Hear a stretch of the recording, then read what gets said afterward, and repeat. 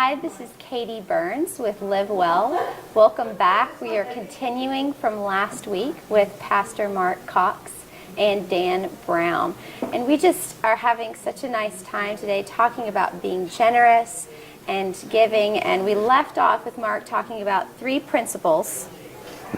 Love, the law of love, the law of life, and the law of liberty. And again, we're still here at Starling Cafe. I want to thank them for allowing us to film during their very busy lunch hour. So Dan, before we ended, we were going to get to you talking about the idea of enabling with our giving. Can you share a little bit more about that? Yes, I think when there's a need, when a need is identified, and we help someone, be it with assistance or some type of service, at times people can get comfortable with that, almost expecting that. And it's really a fine line, because if there's a genuine need, you need to help them out. But if they come to the point where they've stopped looking to help themselves, it's sort of, as we alluded to earlier, they're resting, as you put it. Yeah. They're at that point. And fortunately, I've never really had to have too much help. But just anything where somebody comes along and helps you, whether it's a task you don't like, and you go, wow, he's doing something, they're doing it for me, and you go, this is good. I don't have to do this uncomfortable task. But to really move forward, and I think has to be some type of accountability for the help we have. But Say more about accountability. What kind of accountability do you think would be helpful? If it's some type of assistance, if you're just showing up, to collect whatever. Perhaps you're using the food bank. Right. So you need to use the food bank. You can come and say, "Can I come a little bit earlier and help you folks?" There you go. Wow. And Absolutely. That type of thing. Do you need help? Stocking the shelves. Right. Or collecting the stuff. Because they're always begging for volunteers. Right. They're always, people are standing in a line, and it's summer, it's hot. We're going to come off the winter when it's cold, and they're not wanting to stand in line, but offering to help would be a really, really good idea. And it's sort of a self-fulfilling prophecy, that you feel good. I mean, I know when I do something good, I don't expect to be acknowledged for it. So I usually walk away going, that's pretty good. In fact, almost when I walk away and nobody knows about it except me and perhaps the person I help, I feel better than if I actually get acknowledged for it. Well, and we were talking about being truly unselfish with our giving, but frequently I really enjoy the after feeling. I'm so happy I was able to help someone. I'm so happy when they said, thank you, Katie. This is just, you don't know what this means to me. You don't know what your time means to me. And I feel good. Yeah, and a lot of us go into our professions because somebody patted us on the back the whole way, and we went down that way because it feels good. Sure. I mean, I'm in the helping profession. Yeah. But that works when everything is good. Right. But our characters, our personalities, our authenticity is often challenged in disasters, in war, in poverty, those kinds of things, And so this is, what he's saying. Whether it's they come and stock the shelves, or maybe when their life is getting better, they contribute to the food bank. They give back again. And so it's back to, I would say, all three laws come together, but most specifically what he's saying, the law of life, the reciprocal giving. The plant gives me oxygen, I give the plant carbon dioxide. There's an exchange. Right. And if I get to the point where I say to the plants, you know what, I think I'm just going to keep my carbon dioxide, and I hold my breath. Well, if I have a bag over my head, I'm going to die. And theoretically, if the plants don't get oxygen, they're going to die. Yeah. And so, so that law of life, So the what are we reciprocal doing? giving, life-giving service, Yeah, what are we doing to really help people move forward, and use contribute. everything that they have to change their lifestyle if needed? To me, it's sort of, I'm a teacher, and when I was teaching, you know, when you see a student and they all give you that look, you know, what are you talking about? And then you explain it to them, and I call it the aha look, and they go, oh, so that's it. You know, and it's sort of the same thing where, you know, they sort of get it. Okay, now I'm able to help. It sort of clicks, and it's really, it's a defining moment, but you know, it just sort of gradually happens, and they sort of evolve into it. Yeah. What kind of teaching did you do? I taught at the University of California, and I taught ethics, military ethics. It was ROTC. I taught military ethics and international affairs. Cool. Fascinating. Yeah, it was. I should have been in your classes, Dan. That's kind of where I was hoping to go, but you know, I'm in Pikeville now. Yeah, so am I. Well, we're so God glad. has a way of bringing us together. We're glad that both of you guys are in our community because you're extremely smart, and you've been using a lot of your resources to help people here and to educate. And coming on the show today is really meaningful. But again, on your idea of wanting to see some sort of reciprocation or wanting to see people take the information that you have and go forward with it, you know, I see that a lot in mental health. Yeah. Because it's all about planting seeds, and you're just really hoping that they sprout. But unfortunately, so many people don't bother to water or don't use it. You know, even when we give lectures, and there's an external motivation for people to come to these lectures, and sometimes they won't even show up. They want it, but it's so hard to change for them that to come and face some of the more difficult things for them, they can't even come. And that goes with your, you know, kind of accountability, like what happens. And so then I start to feel I'm wasting my time, or is what I'm doing not helpful? I don't know, but it's hard. It's hard to just keep throwing the seeds out there and see them lay on pavement. I one time when I was at teaching in Chicago, I went to the. I got the exact feeling when I was talking to some young students, and I was talking to them about staying in high school. You know, the amount of money that they would make if stayed in high school compared to when they dropped out. And you know, they were just like weren't paying attention, and you're sort of like you're going, hey guys, ladies, I'm here. And you can withdraw sometimes because you think like you, as you said, you're this uphill climb and nothing's happening. But you know, we don't know. We don't know. There might be one individual in there that realize when you tell them, boy, if I do that, I'm going to have big troubles if I don't finish school. But we never see that. No. So you know, that's... We don't always know the impact Right. that we have. Go ahead, Dan. I've had, you know, several... I had one student, a young sailor, came up to me and said, I'm going to drop your class. He just... he was kind of the concept, maybe I wasn't explaining it correctly, but he said, I'm going to drop the class. This is, you know, this is all nonsense, whatever. And I said to him, I said, you aren't going to quit. And he says, what? I said, you're too stubborn to quit.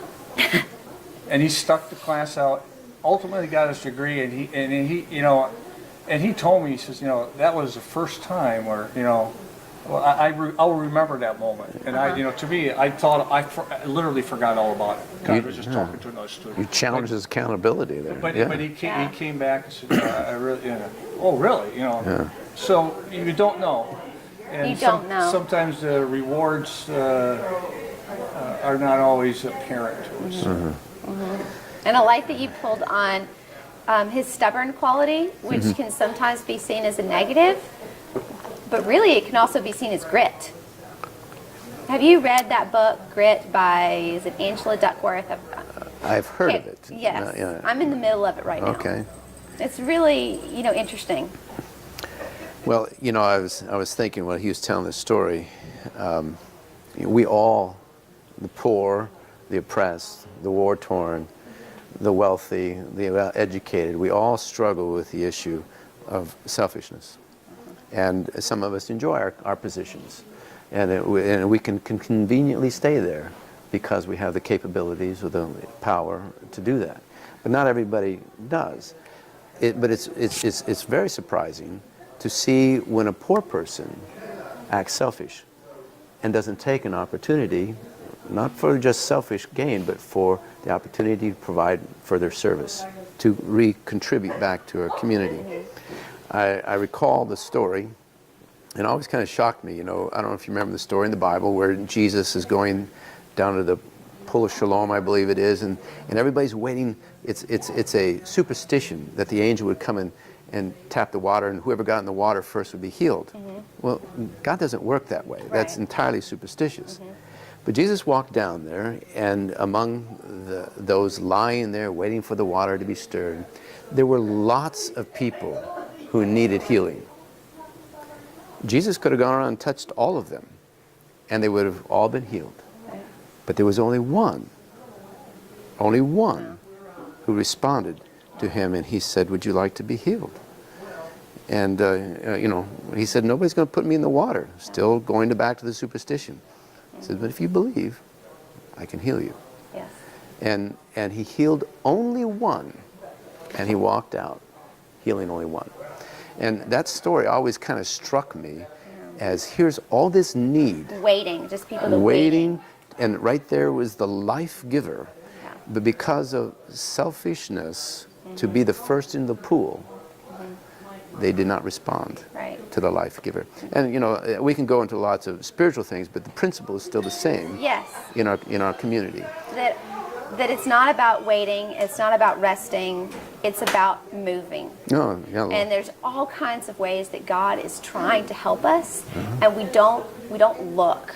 Yeah. We don't look at that, we don't look for it, and it's there, and He wants us to move. Yeah. He wants us to be seeking, knocking, and trying anything that we can, instead of just sitting there, as I like to say, in the mud, saying, "Help me, I'm in the mud." I want a t-shirt. Maybe somebody who makes t-shirts can give me a t-shirt. But I want a t-shirt, and maybe it'd be big money, so I want to trademark this here, but hear it. But just along the law of life. But the law of life is action. So yes. Life is action. Death is inactivity. It's not moving. It's not doing anything. Freezing. Just freezing, resting, stopping. We need the cycle of life, but life is action. And so life is action. We should put that in Pikeville as our new motto. Life is action. Right.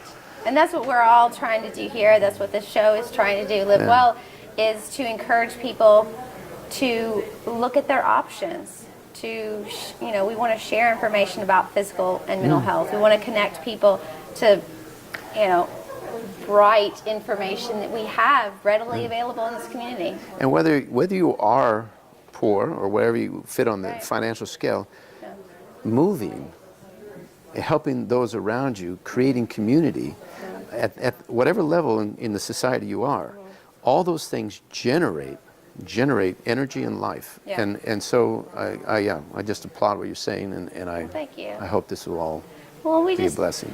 We have the benefit of being in a small community, and I know you guys are still new, and I am new. I've only been here for 4 years versus the people that have been raised for generations here. But we have, even our film producers, been raised here for generations, and it's neat because we can call up Cliff here at this restaurant and say we'd like to film during your lunch hour. He says, "Yeah, come on by." Yeah. Or I can see you at the Better Blood So meeting. We know people. We know a lot of needs around us, and the community that we can try and raise and grow has so much potential if we would just embrace it. You know, often people are just sitting at home. They're not planning on coming out to Boo Fest or Fall Festival or going to see our fair, and they're just staying in what they've always known. Whereas there's a lot of exciting things happening around us and a lot of ways to give to your community. I'm hoping Better Bledsoe becomes a theme and a trademark on everything we do. So whether it means coming to the square here on Thursday nights and everybody contributing to the better life of everyone and getting, so we have to get socially acquainted with everyone. We can't all be strangers and enjoy our television and our groups. In our Domino pizza. I mean, I can sit there and watch TV and get Domino's all day long, but that's not going to help or contribute to my wellness or my community's wellness. So, but yeah, Better Bledsoe. Better Bledsoe, keeping the theme of growth. I like it. Like you said earlier. Well, we always conclude our shows with how our guest or myself live well. Would you guys be willing to share just a few things about how you feel that you live well? Dan, I'll let you go first since I'm loquacious. It's like, I try to, each day, as I mentioned, I'm a cancer survivor, and we were talking about this earlier. That changes your perspective, and it sort of ties into this conversation. So each day counts. Yeah. And before that, even when I was, 50, 60, you think you're going to live forever. And I still get treatment, and I see a lot of people die. So for me, I wake up every morning, and I literally do sort of a check, everything's working, and I'm still here. And then for me, I go feed all my animals. I got 11 dogs, 7 peacocks. And about an hour later, after I've fed them all, I feel very good. I feel, they all acknowledge me. But that's how I just appreciate each day. You feel I don't expect too much. Grateful for your time, whereas those that haven't had some sort of physical attack could maybe think their time is long. But when you have someone like my cardiac patients where they perhaps had a heart attack and they survived it, they become ever present that our time is not guaranteed. Right. We don't know. And so you're trying to be very present focused and very grateful for your time. Is that what you're saying? Okay, thank you. Thank you. Mark, you ready? Okay, I'm gonna just be short, but maybe we'll have another episode because just some come to mind. I'm a Navy chaplain, so one of the things I did was suicide prevention. Oh. And now there's the classic military approach, but so let's do another if you want. That is a heavy topic and a very important topic to. Absolutely. It's the opposite of life. It is, so but it is sad how prevalent it is. So what creates that? I mean, so one of the things I do, and I'll only address that one specific thing, is I talk about National Geographic came out with The Secrets of Living Longer about 6 years ago. Okay. And it featured 3 different communities. They call them the blue zones. And these are people who live over 100 years of age, called centenarians. And they featured 3 groups, but I think now this particular group, the company or organization called the Blue Zones, has identified about 6 places around the world. So what is it that they do that makes them live happy, healthy lives beyond 100 years of age versus a young person or even an older person who says, my life is meaningless and worthless, I think I just quit. And that happens with young who are struggling to figure out their place in the world. Yeah. And that happens with older who are tired or maybe not physically well, or relationships are destroyed and they have no reason to live. And so so what helps us? So there are some things. We can address that in a longer conversation, but initially I would say for my family, I liked what he was saying. Dan was saying, I don't smoke, I don't drink, I eat well, I do exercise, and so those are all great things I value, and I think it's a very much important part of your religion. So, but I would focus on eating well as a thing, because, you know, I like the Hippocratic Oath, or Hippocrates, that's the guy I'm looking at. Hippocrates said, he had the cure for cancer. He says, let your food be your medicine and your medicine be your food. So if you feed the body right, you will have the cure for cancer in some respects. Some people might take it that far, that the body is the cure for cancer. Well, this is our temple. And This the is temple. The one that we have, the one that we're in, and we can't change it out. That's right. So I'm the worst eater in my family. I'm the very worst eater in my family. That's very brave of you to share that. Well, I have to admit that just because if somebody sees me drinking a tea or something that, you know, normally my kids would never, there we go, that was the water. But I'm proud of what my wife has done in our home, because when I'm at home, I eat very well. When I'm out with the military, I eat a lot less well. But my children have grown up and they're young adults, and yet they still look at me and they say, Dad, why are you eating that? Don't you know what that does to your body? And we've never told our kids they can't have this, they can't have that. We've just always educated them and trained them that what eating a certain way does to their body. What it's going to lead to. Right. And so somehow these kids have grown up very strong constitution about their food. That's their mother's credit, but they've never had a soda.